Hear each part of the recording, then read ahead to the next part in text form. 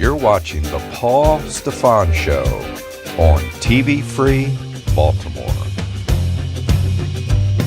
Hello, welcome to another edition of The Paul Stefan Show. And today we are with filmmaker, actor, Dan Franco. Welcome, Dan. Thanks for having me. Okay, great. Now, you are local, correct? I am, yeah. And you grew up in what?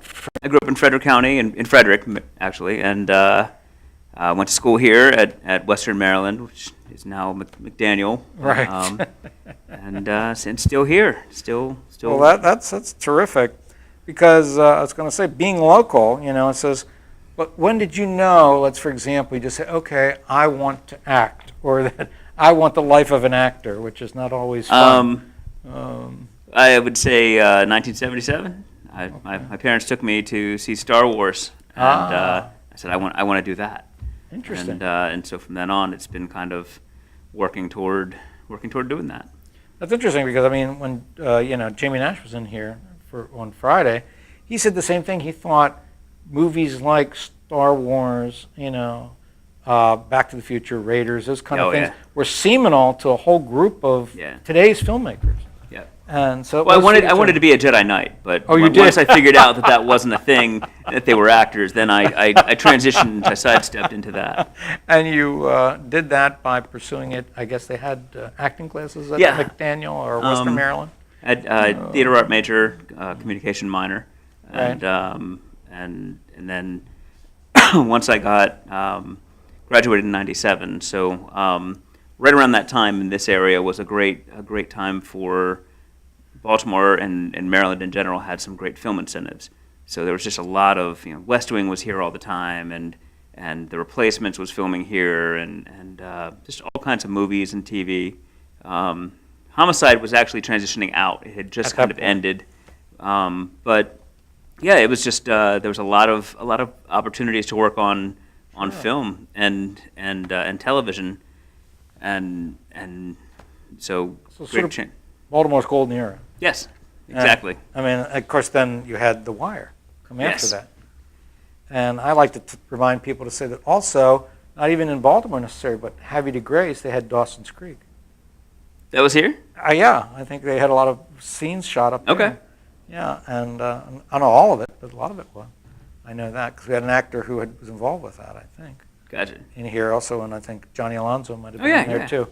I knew he had worked on that. I didn't know that was here. I thought that was. He was also in on North One Tree Carolina. Hill too. He did that. Yeah. But so the problem is now, and I like to bring this up with a lot of people because maybe our people are not really aware, is how hard it is now for filmmakers in the Maryland area. Yeah. Because the feature I talk about it with Maryland filmmakers about making films here, and what do you think has really happened, or what's caused? Why were the funds drastically cut like this? I think, unfortunately, the folks down in Annapolis sort of look at the film industry as short-term impact economically. So they see that for 8 weeks, 10 weeks, or whatever, this film is here, and it's using caterers and dry cleaners and stuff, and then it ends.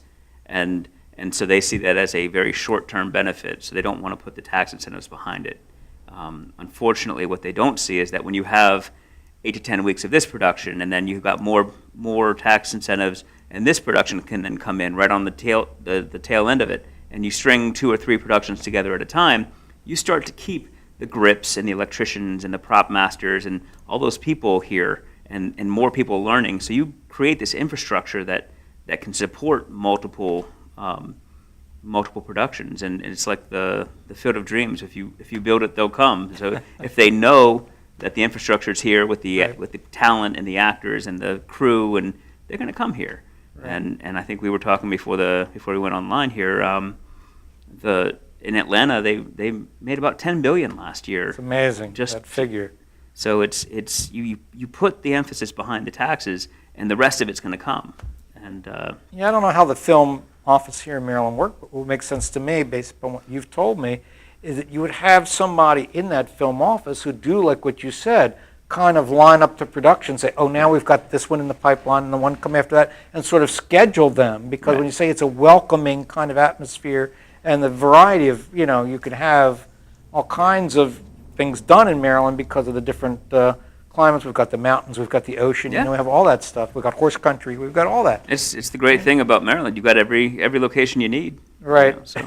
But yet they blew the opportunity. And somebody else had told me, I think it might have been Ken Arnold when he was here, the problem is that all the money was going to big production. They would give all the money, boom, House of Cards, Yes. boom, it's all the money. Veep, boom, you get all the money. And there's nothing left for the little guys, the Right. little indie filmmakers. And he was supposed to be testifying before the legislature about that this year. Yeah. I don't know if anything came out of it or anything came out of committee because I haven't heard. But I don't think they've. I'm not sure how that turned out. yeah. So I kind of dropped off the grid on that one a little bit. So I'm not really sure how that developed. But it's something that we're going to continue every year to Right. keep fighting for. And Good. and when you have just down the road, 10 hours down the road, you have a great example of what it can be. And Yeah. you don't even have to get to that level. You can it's baby steps, Yeah. but you can do a lot more than we have now. And Right. and then you don't have people. I know so many people that have left for Atlanta. They've moved to New York. It was one of the great things to live here and work on Veep and the Wire and House of Cards. So Right. it's disappointing that we're about to be done with production for a little while. Yeah, it's a shame. I mean, speaking of that, I was thinking, as an actor, in this atmosphere, can you make a living at just acting? No, some people do. There's a that- lot of Dan Franco. I don't know, but I haven't. I've not really kind of pressed that for myself. But I have a lot of friends who work constantly in doing background work or training films, industrial films, commercials, voiceover. So there is a full-time acting opportunity available, even for union, but it's fewer and far between, especially now with like Discovery leaving for New York. Right. That's a big hurt to the Sure. people who relied on that voiceover work and those reenactor jobs. Well, I mean, part of that talk about, I think maybe when I had screenwriter Sean Paul Murphy in here too, it's about he wrote scripts and he edited for different Discovery programs. And now that's going to New York and he's based here, that's Yeah. work he won't be doing. And so we're back to where they used to say, keep your day job, I Yeah. guess. Yeah. For me, the nice thing is that as an actor, and particularly as a character actor, you kind of don't age out of that. So I have my day job, and I can Yeah. continue pursuing it. And Right, and if right. it doesn't happen between now and then, it'll be my retirement. Just There you go. Just doing great roles. Because, I mean, another actor that we had in here maybe started the ball rolling in acting, a man who does everything, Mark Redfield. I don't know Oh, if yeah, you've ever heard yeah. of him.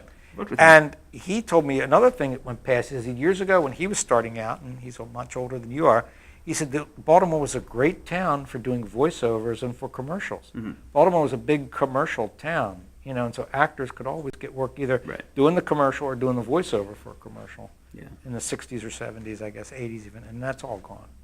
So that happens. It does. I mean, you hear George Clooney on a Toyota commercial or a Budweiser commercial. It's really, George, you needed a little kick there. You need to make your SAG dues for your benefits. So he would give money to like the march on Saturday Right, or whatever. right. But so when you became a professional actor, what was your first role? My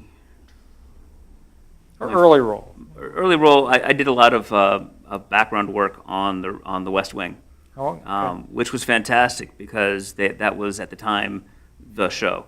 And it's what's really cool about this area is that we don't get a lot of television, but the television we get is some of the best. Homicide, The Wire, House of Cards, Veep, West Wing. West Wing.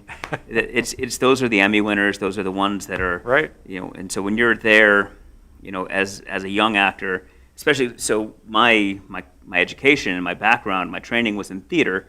So you're watching the best television actors do their thing, which is a much more concentrated, condensed version of the craft. So you're sitting there watching Allison Janney and Bradley Whitford and Martin Sheen do the thing right in front of you. It really was a great almost like my grad, my MFA was on the set of The West Wing, Right, watching. so- Yeah. Yeah, so that's great. Yeah. So, but I think my first speaking role was on The Wire. Oh, it was? Yeah. Oh, all right. And I think I saw that in your highlight reels. Yeah. Not where you're the cop in the cruiser kind Yep. of thing with the mayor. With the mayor, Mr. Littlefinger from Game of Thrones. Well, I thought that was a great scene. It seems what I was wondering, I was going to ask you about that too. Now, it seems like you've played roles that may have been serious, but also ones that are comic. Yep. Do you have a preference for what type of role you like?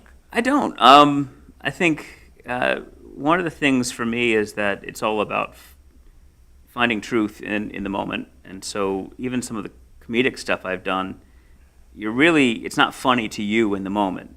So we talk about the Night Watchman. I have a scene where I have to dance. Right. They're going to shoot me. They think I've been bitten. And so I do this absurd dance. And for that character, that's a very serious life or death situation. So I can't think it's funny. I can't. Right. It's not a comic scene to me. It's a very, very dramatic So scene. you're playing it straight, Yeah. basically. And so that's. But it gets laughs. Yeah. and that's what comedy is taking something and raising the stakes so high. And so a lot of times comedy is all about the seriousness and the truthfulness of the scene. And Right. when the actor is self-aware of the joke, it kills it. So it's one of the harder things, especially when the other side of the shot is three of your best friends and they're just laughing their butts off, and you're trying not to let them blow your scene. So, Right, exactly. yeah. I mean, well, part of that, too, is I just think, I guess, because when you're looking at your, audition reel, I guess I'll call it, there's a lot of comedy in there. Wasn't the thing of the Veep with the sneeze kind of Yep. a thing? And that was comic. That was, yeah. Yeah. So they weren't all funny, but a lot of it were funny stuff Yeah. that you do. And so I said, what is he? He's just an actor who does funny, or does an actor That's that's the serious? great thing. You look at one of the great character actors is Stephen Root, and he was on News Radio, and that was a comedic. Right.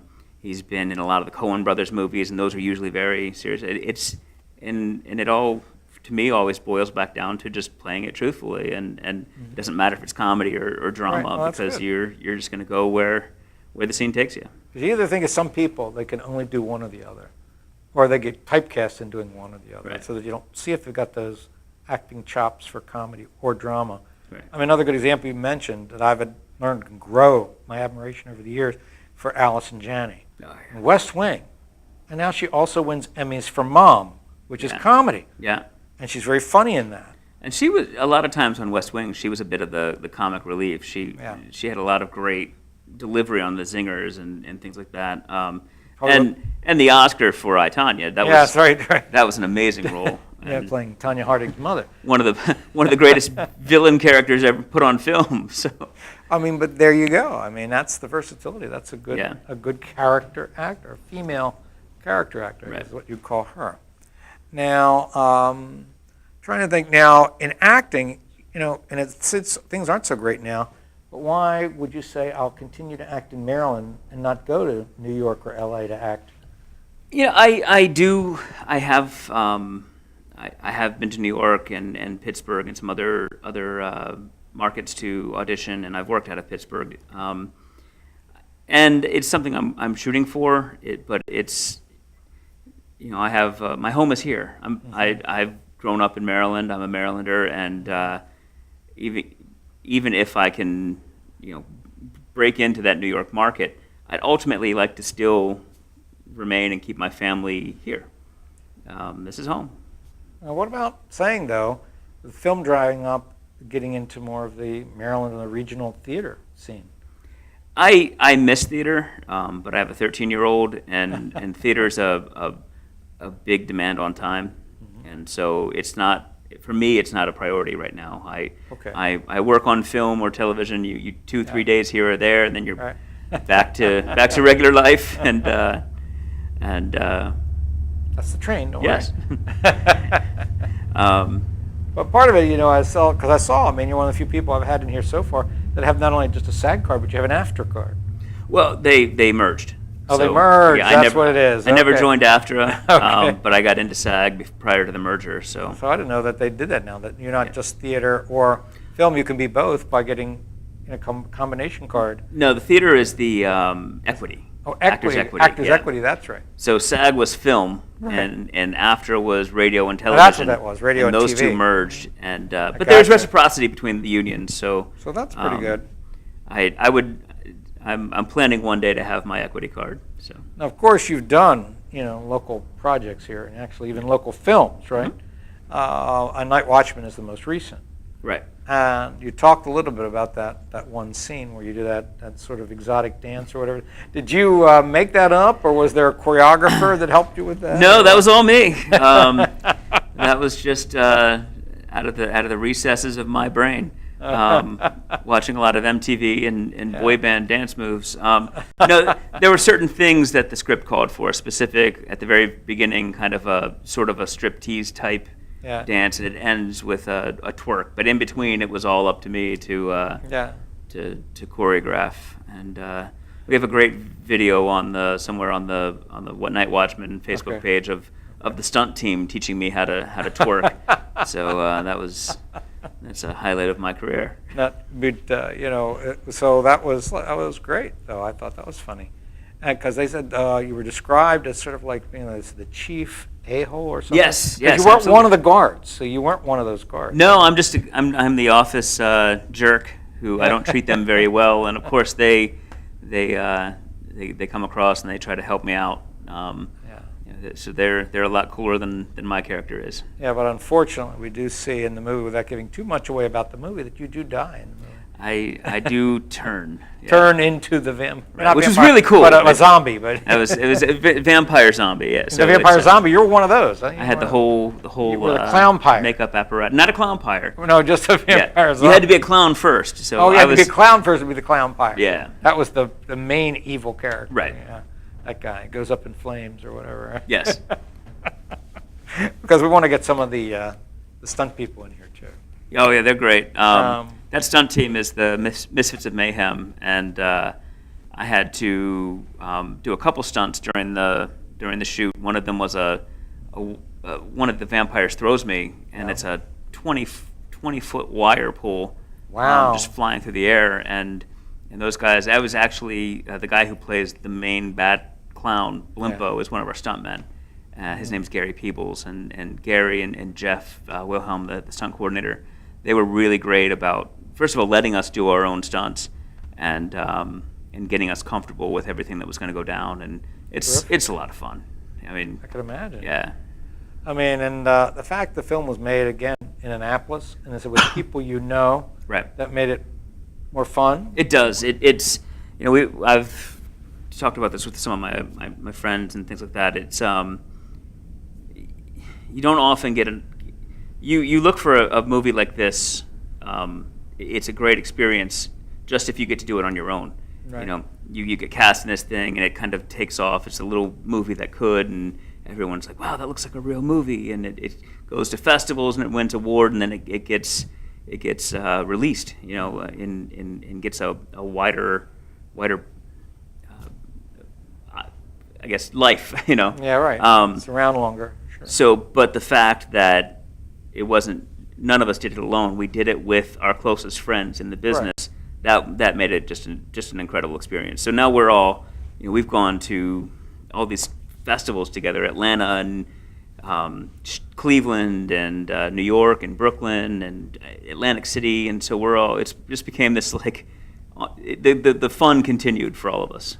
Well, great. I think you could think that maybe some of the success is the fact that you did all know each other and were familiar with each other, maybe had worked with each other at some level. Not all of you all together, but you've all been worked together on other projects. Right. So that it really was that sense of, like they used to The say, chemistry isn't fake. let's It's put on there. a movie, as Right. opposed to let's put on a show like, Judy Garland Yeah. and the Andy Hardy, Mickey Rooney did. It's like we get compared sometimes to Shaun of the Dead, and that group is a group that works together often. So the chemistry between those actors is very real, and it's the same thing with us. Well, like making movies like that. I mean, Is it problems with this or any independent film? Is the financing a big problem? Always, yeah. Yeah, to Yeah, get you got to have the money to, you want to pay people. We've done a lot of movies through the years that was just, hey, everybody show up on Saturday and we're gonna shoot something.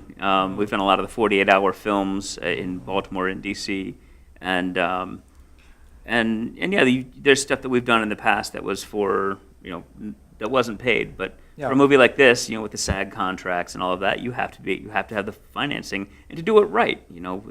One of the things about The Night Watchman is that it looks great because we had the budget to get the cameras and the DP and the all the things that go with it, the lighting and the crew. So it looked It much did. better, it looked very professional. Yes. And so that's important. I mean, I don't know how hard it is for you then to get, financing or even where financing comes from, these days, but We were lucky, and a lot of times people do GoFundMe's. The Night Watchman actually started with something like that. It started with a Kickstarter campaign or Indiegogo, Right, one of the two. right. And they took that and they basically shot a short version of the movie. Okay. And then they used that short version and the script to go out and secure other financing groups, and then they came back, and none of the stuff from the first short made it into the movie. They completely Right. different location, different costumes, everything. The vampires changed from more Victorian-looking vampires to vampires. there you so- go. Easier to get those costumes. Right. Probably. Yes. Now, another movie that you did that you said you had problems getting it out there, is it The Reversion Theorem? The Recursion theorem. Recursion Theorem. Yeah. So that is that's a 22-ish minute, 24-minute short film. It's an indie thriller. It plays very much like a Hitchcock or a Twilight Zone movie. I play a character that wakes up in a room not really knowing who he is, and he can't leave the room. He goes out Okay. one side, he comes in the other. He goes out the window, he comes through the front. It's so he's stuck, and he doesn't know. It's kind of that whole idea of, is it enough to just exist, or do you need to have a purpose, or is struggling the struggle why you exist, that kind of thing. So the director and writer is a guy named Ben Sledge. He's a local as well. He's Okay, from Germantown, Gaithersburg, Okay. and very much inspired by Sisyphus rolling the rock up the. Oh, yeah. And he said what he likes to imagine is that Sisyphus is happy because he has a reason, he has a thing he's Oh. supposed to do. So even though every day it resets, he still That's what he has does. purpose. And so so it's a.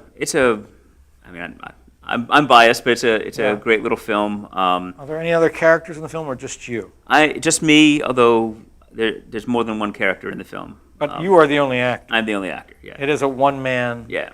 show. Yes, and it's like I said, it plays like a lost episode of The Twilight Zone. And if you like thriller or suspense or Twilight Zone or Hitchcock or anything like that, it's definitely worth checking out. It's available on our website, which is recursiontheorem.com. Okay. And they ask for it's a donate what you can or what you would like, or if you don't donate, just share it. Help us get the word out. So. Right, sure. And I mean, I brought this up with Jamie Nash last week. It seems like in more recent years, I don't know if it's the last 10 years or more, that a lot of horror, at least commercial horror, because it's easier to do, there's a lot of blood, there's a lot of CG, all this kind of CGI stuff, so that, you don't see so much the cerebral kind of stuff, the suspense. You don't see the Hitchcock, you don't see the Twilight Zone, the stuff that scared me as a kid, because it was stuff you didn't see, that they played with your head. Yeah. And so, like, boy, you had nightmares and you couldn't sleep that night because of what that show might have planted in your head. And it seems like we need more of that. I've always said the Sixth Sense to me is one of the scariest movies, and there's not really there's maybe one jump scare in it, but it's that constant feeling of what's coming, and I think it always goes in cycles. And like you said, it's with horror, it is very easy to just dump a lot of blood and screaming and action and running and but I think with the success of Get Out this past year with Jordan Peele, I feel like maybe there'll be a swing back towards the psychological really building suspense and thriller. Yeah. He's going to relaunch the Twilight Zone. Oh, he is? Jordan Peele is, yeah. That's I interesting. think with CBS. To me, it's like a whole new, thing for him, because it's another guy who basically started in comedy. I Yeah. remember looking Comedy Central, Key and Peele, I think he was in, and all very, very funny stuff. And then the two African American guys, and now he's directing these suspense type things and building himself up as a director. That if you'd seen that show, Comedy Central, you never thought that's where he would go next. But that's the old saying, is that anyone can die. Comedy's hard. Right. Comedy has rules. Comedy has much tighter rules than, there's a lot of people that can cry on cue, but can you deliver that joke in the right timing, in the right, completely believing it, not over punching it, not under punching it, and so yeah, I think if you're adept at comedy, you can definitely go the other direction, but it doesn't always work in the inverse. Yeah, it's good for me to hear that from you, because I've used that with other people and say I think that's true. And I've heard that true, that people who do comedy can do drama, but people who do drama cannot necessarily do comedy. Yeah. And the same thing I do when I do music people. I say, they talk about jazz people can actually play classical, but classical people have a hard time playing jazz, and because they want to play it straight, like they play classic. Yeah. So that's sort of the same analogy there. Yeah. And so let me see. Now, as far as style differences, I guess, is kind of a little bit about what you just talked about in acting and the comedy versus, the drama. So if you had young people out there now today that want to get into acting, would you say don't, or would you say this is how you do it, or what advice would you give young actors? The advice, and so Ken Arnold and I, and a guy named Robert Neil Marshall, who I know you're also trying to get on the show here. He's going to be involved with the Bill Tillman movie. We teach an acting workshop. Okay. And one of the things, it's unfortunately a lot of younger people get into acting because they want to be famous. They want to be celebrities, and you have to, if you're going to act, you have to do it because you love to act, and you have to be willing to just have your soul just ripped out of you with audition after audition after audition and rejection, and that it's not what you see in the tabloids and just the high end that. Like I said, for me, my favorite actors have always been the character actors, the Bryan Cranstons and the Steve Buscemi's and Chris Cooper's and Sterling K. Brown and Andre Braugher. And these guys are the just great character actors doing great work. They're going to work in everything for the rest of their lives, and they're not necessarily. Some of them have now become these bigger stars, but they started out for a very long time just being. I call them that guys, because you see them, you're there's that guy. There's that guy, right? I aspire to be that guy. Well, that's good, because I mean, speaking of that, I think how many people go back if they have a long enough memory. I remember correctly, Bryan Cranston was just the father on Malcolm in the Middle. Yeah. And that's comedy, and he wasn't like he was that guy. He was just the dad. Yeah. The stories were all revolving around Malcolm and his crazy brothers. Yeah. And now he's featuring in films, winning Oscars, all this kind of stuff. And it's great to see the character actors getting their due and getting starring parts. Used to be like people would look at somebody like Harry Dean Stanton, for example. There's an actor's actor. Yeah. And that kind of thing. And I think you're right, because when Ken and Dan were in here, DeLuca and Arnold, they said you got to love it. This is what you said to do it. And something I had heard before, they said the only really bad actor is a non-working actor.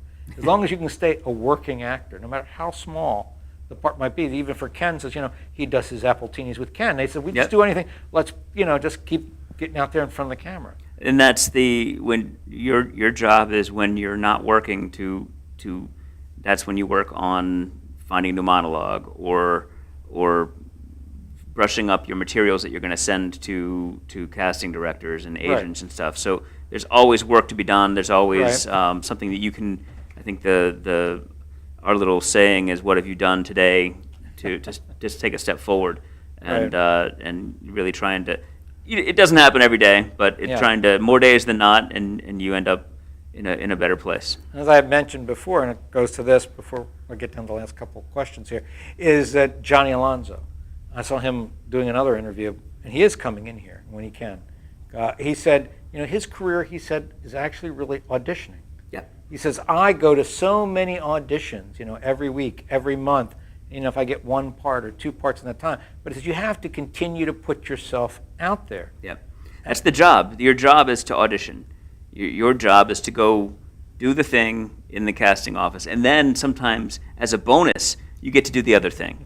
But your job is to become as good of an auditioner as you can. And it's a tough, really tough thing. Because it's not, you go and you go to all these like acting classes and acting, programs and you're on sets and you're on stages, but auditioning is standing on an X. Yeah. And not moving outside of the little window that the camera has for you, and you might have rehearsed it sitting down, they want you standing up, and so right. It's just really, it's being as prepared as possible, and ready and open to whatever they throw at you, and right. And to survive, you leave the ego at home, because if you go through and say, boy, you get caught up in, boy, that was my 99th out of 100 rejections, yeah. You're going to get down on yourself. I've always tried to look at it as, I'm not auditioning for this role. I'm auditioning for everything this casting director is going to work on for the next 5 years. Because if I come in and I nail this, or if I just am real and do the thing here, I might not be right for this role, or somebody else might be even better for this role. Right. But I might be right for the next thing that comes along, and so that's how you're building on one audition is builds onto another. Another. And casting directors, they then know you, and they might see something and say, oh, I think he would be great for that part, kind of a thing. Yeah. So do you have any upcoming projects that you're involved with? I'm going to be working with Ken and Dan and Jamie. We're working on it's kind of a reboot.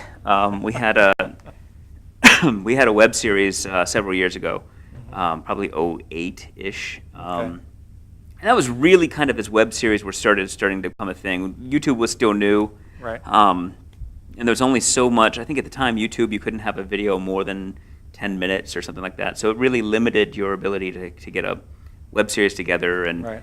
So we had a web series that was a parody of the Ghost Hunters. Right. And it's called Para-Abnormal. And it follows this group of bumbling para-abnormal investigators. And so I think we did 6 episodes. Okay. And each episode had 6 cases, and each episode was like 2 to 3 minutes. Oh, okay. So one case might have 5 episodes. Oh, okay. And so we're revisiting that because now I think the web series thing is a bit more developed, and we feel like there's still some stuff to be mined there. Terrific. Yeah. Anything else? No, that's it at the moment. But I'm sure you'll be out there because you're auditioning all the time. Not as much as I'd like, Okay. but working toward it. Now, we want you to let everybody know where they can find you, so we want you to give your contact information. Okay. And there you go, camera 3 over there. You can find me online at danfranco.com, and that's Franco with a K, not like James Franco with a C. And I'm on Twitter, and my handle's at danfranco. And that's and I have a Facebook page as well. Just search for Dan Franco and you'll find that. There we go. All right. Well, terrific. Time flew by. Yeah. Thank you for coming by. Thank you for having me. And that's another edition of the Paul Stefan Show, folks. And we were here today with Dan Franco. And tune in next time when we might be talking to another filmmaker. Find out. See you then.